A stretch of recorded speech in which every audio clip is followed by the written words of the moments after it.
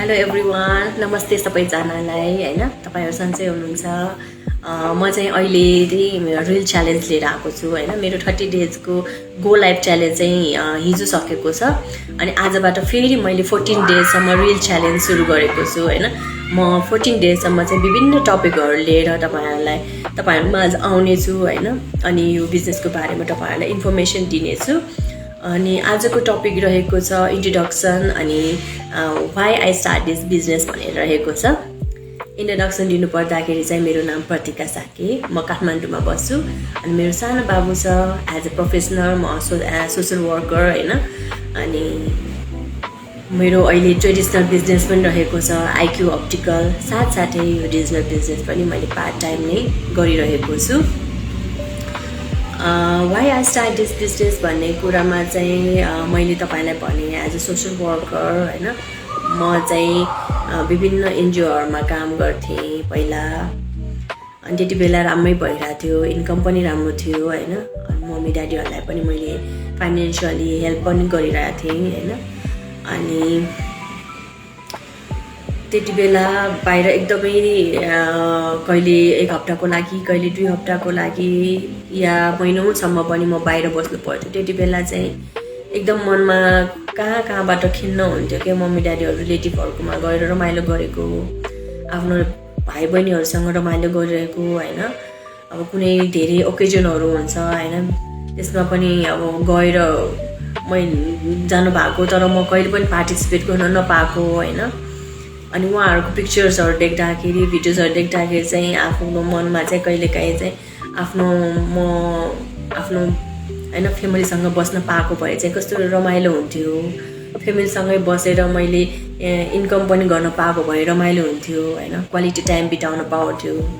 अहिले म एक्लै अर्को हैन संसारमा, आफ्नै दुनियाँमा एक्लै जब गरिरहेको छु। कहिले पनि म मेरो मम्मी ड्याडीसँग बस्न पाएन, कहिले पनि आफ्नो क्वालिटी टाइम स्पेन्ड गर्न पाएन। पैसा मात्रै भएर के गर्नु हैन भने जस्तो भएको थियो पहिला हैन। अनि जसो तसो चलाइरहेको थियो। अनि मेरो आफ्टर म्यारिड मेरो जब पनि छुट्यो केही कारणवश हैन।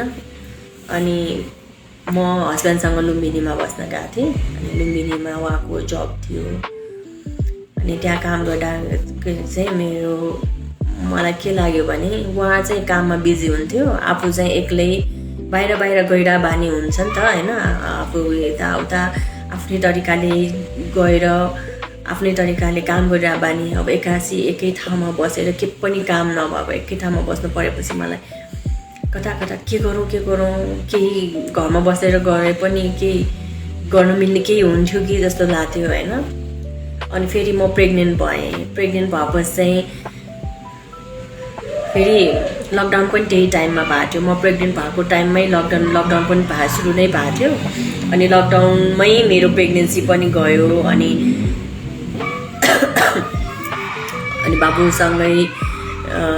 बाबु जन्मिएपछि ठ्याक्क लकडाउन पनि सकेको थियो। त्यति बेला चाहिँ यति मनमा लागेको थियो कि मेरो सबैजनाको त्यति बेला जब पनि त गएको थियो नि त हैन। सबैजनाको ठुलो सानो पोस्टहरु सबैको जबहरु पनि गएको थियो अफोर्ड गर्न नसकेर। अनि मेरो हस्बेन्डको पनि जब गएको थियो त्यति बेला। अनि न मेरो जब छ न हस्बेन्डको जब छ। अब बाबु पनि भइसक्यो, बाबु पनि हुन लाग्छ हैन। फाइनान्शियल प्रेसर, फ्यामिली प्रेसर, फ्यामिलीलाई कसरी हेर्ने, प्लस आफ्नै छोरीलाई कसरी हेर्ने भनेर एकदमै प्रेसर भएको थियो। ल यसरी त भएन, प्लान बी त बनाउनै पर्ने हो हैन। एउटा नेक्स्ट हैन एउटा छँदैछ, अर्को पनि एउटा प्लान बी बनाइराखेको भए त मलाई कति सजिलो हुन्थ्यो भन्ने कुरा चाहिँ भयो हैन। अनि ल यसरी बसेर भएन, मैले केही न केही गर्नुपर्छ मेरो फ्यामिलीको लागि, मेरो बच्चाको लागि र मेरो हस्बेन्डलाई हेल्प गर्नको लागि चाहिँ के गर्नुपर्छ मैले भनेर चाहिँ मैले सर्च गर्न थालेँ हैन। मैले धेरै रिसर्चहरु गर्न थालेँ, खोज्न थालेँ फेसबुकमा, टिकटकमा के छ कि कहीँ के छ कि। मैले धेरै कुरा मान्छेहरुसँग पनि कुरा गरेँ जबको लागि हैन। तर कतै मिलेन। तर कुनै एक ठाउँमा त म त बच्चा 10 महिना हुँदाखेरि नै म फेरि बाहिर काम गर्न गएँ। जसरी तसरी भए पनि म काम गर्न गएँ हैन। काम गर्न गएपछि त्यहाँ पनि सेटिस्फाई भएन, किनभने मेरो ब्याकग्राउन्डको थिएन होइन, मेरो ब्याकग्राउन्डको थियो, न बच्चा भर्खर 10 महिनाको थियो, दुध खुवाइरहेको थिएँ होइन, हेल्थ मेन्टल्ली सबै मेरो हर्मोनहरू सबै चेन्जेस भइरहेको थियो। त्यति बेलामा चाहिँ मैले आफैलाई पनि सम्हाल्न सकेन अनि मेरो जबलाई पनि सम्हाल्न सकेन अनि मेरो बाबु के भइरहेछ, कस्तो भइरहेछ, घरमा खाइरहेछ कि छैन त्यस्तो मात्र टेन्सन भएर अनि बाबु बिरामी हुँदाखेरि पनि लिभ लिन नमिल्ने होइन, अनि मलाई एकदमै गाह्रो भएर मैले त्यो जब छोडेँ होइन। छोडेपछि अब सर्च गर्दै गरेँ घरमा बसेर केही गर्न मिल्छ कि के होला कि भनेर डिजिटल केही आइरहेको थियो नि त। हाम्रो अब लकडाउनको टाइममा डिजिटलाइजहरू सबै कस्तो चलेको थियो, अनलाइन सपिङहरू कस्तो चलेको थियो, त्यसमा पनि गरौँ भनेर मैले धेरै कुरा सोचेँ होइन। त्यसमा पनि लागेको हो, तर त्यसमा आफै एक्लैले चाहिँ गर्न सकेन होइन। त्यसमा चाहिँ सपोर्ट पनि भएन, मलाई कसैको सपोर्ट पनि छैन अनि आफैले एक्लैले गर्दाखेरि म त्यसमा पनि डुबेँ होइन, पैसा धेरै खेर गयो। अनि फेरि अर्को के छ कि भन्दा हेर्दाखेरि चाहिँ यो डिजिटल बिजनेस भेटाएँ मैले। यो डिजिटल बिजनेस भेटाएपछि म यति खुसी भएँ होइन। म घरमा बसेर मेरो बाबुलाई हेरेर 10-15 महिनाको बच्चालाई हेरेर मैले यो बिजनेस गर्न पाइरहेको थिएँ होइन त्यति बेला। अनि आफ्नो फ्यामिलीसँग बसेर सपोर्ट लिएर गर्न पाएको थिएँ। अनि मैले अघिको अनलाइन बिजनेसमा जत्रो आफू एक्लै परिनँ कि यसमा चाहिँ मेरो साथीहरू पनि थियो, जसले गर्दाखेरि म अपलिफ्ट गर्न पनि सजिलो भयो। मेरो मेन्टर, मेरो कोचेस होइन, मेरो ग्लोबल कम्युनिटी होइन, आफ्नो सर्कलको आफ्नो साथीभाइहरू, आफ्नो बिजनेस पार्टनरहरूले धेरै हेल्प गर्नुभयो होइन। मैले नजानेको कुरा, मैले थाहा नभएको कुरा उहाँहरूसँग सिक्दाखेरि उहाँले सजिलै मलाई सिकाइदिनु भयो होइन।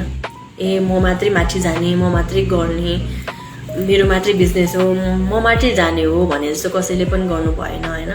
आफूले एकअर्कालाई सिकाएर आफूले नसिकेको नजानेको अलिकति होइन इन्कम नभइरहेको होइनहरूलाई चाहिँ सिकाइदिएर हेल्प गरिदिएर चाहिँ गर्ने यो बिजनेस रहेछ होइन। मलाई एकदमै राम्रो लाग्यो अनि मैले स्टार्ट गरेपछि मैले 1 मन्थको ट्रायल पिरियड पनि लिएँ, जुन हामी सबैको लागि हो होइन।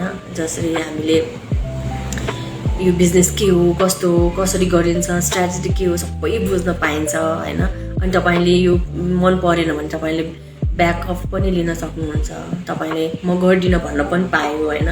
जुन मैले अनलाइन सपिङ अनलाइनमा चाहिँ मैले पाएको थिएँ, मैले इन्कम इन्भेस्ट गरिसकेपछि चाहिँ मैले लस नै भयो होइन। अब यसमा चाहिँ 1 मन्थ पिरियडमा चाहिँ मैले 149 तिर्यो भने सबै कुरा पाउँछौँ होइन। सबै कुरा पाइसकेपछि इफ आई डोन्ट लाइक होइन, if it doesn't like it's fit for me होइन, मैले ब्याक पनि गर्न पायो, रिफन्ड पनि हुने भयो होइन। अनि मैले त्यो पनि गरेँ अनि मन पर्यो, लगत्तै मैले जोइन गरिहालेँ। जोइन गरेपछि पुरा सेटअपहरू गरेँ होइन। फेसबुक पेज ट्रेनिङहरू लिएँ, यस्तो राम्रो ट्रेनिङहरू छ, अटोमेसन सिस्टम पाएँ होइन। कस्तो राम्रो ग्लोबल कम्युनिटी पाएँ, मैले कन्सिस्टेन्स दिन सकेँ, हार्डवर्क गर्ने होइन। अहिले पनि अस्तिको पनि मेरो लाइफ च्यालेन्जमा मेरो पर्सनल हेल्थ एकदमै राम्रो भएको थिएन, तर पनि मैले कन्सिस्टेन्स राखेर काम गरेँ। भिडियोहरू पनि बनाउन नजान्ने होइन, यसरी भिडियोहरू बनाएर मैले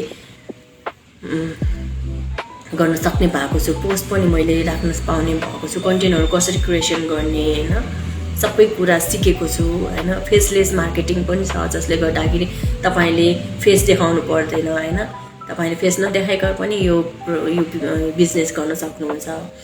तपाईँले सक्नुहुन्छ भने भिडियोजहरू बनाउनुहोस्। म पनि पहिला भिडियो नबनाउने, तर अहिले सबैजनाले बनाएपछि आफू पनि बनाउँ लाग्ने रहेछ कि, त्यही भएर बनाउन थालेँ। यसरी नै मैले यो डिजिटल बिजनेस स्टार्ट गरेको हुँ होइन। तपाईँ पनि त चाहनुहुन्छ भने यो बिजनेस स्टार्ट गर्नु होला, यहाँ मलाई रिच आउट गर्नु होला। मेरो वेबसाइट हो www.pratikadigital.com, त्यसमा आएर चाहिँ रेजिस्टर गरिदिनु होला। होइन भने तपाईँ मलाई डाइरेक्ट मेसेज गर्नुभयो नै हुन्छ, pratikasake@nco.मा आएर मेसेज गर्नुभयो नै हुन्छ, या मेरो पर्सनल पेज प्रतिका साकेमा आएर पनि रेजिस्टर गर्नुभयो, मसँग डाइरेक्ट कुरा गर्नुभयो नै हुन्छ भन्दै आजलाई थ्याङ्क यू सो मच भन्न चाहन्छु। Thank you so much. भोलि अर्को टपिक लिएर आउने नै छु। बाई।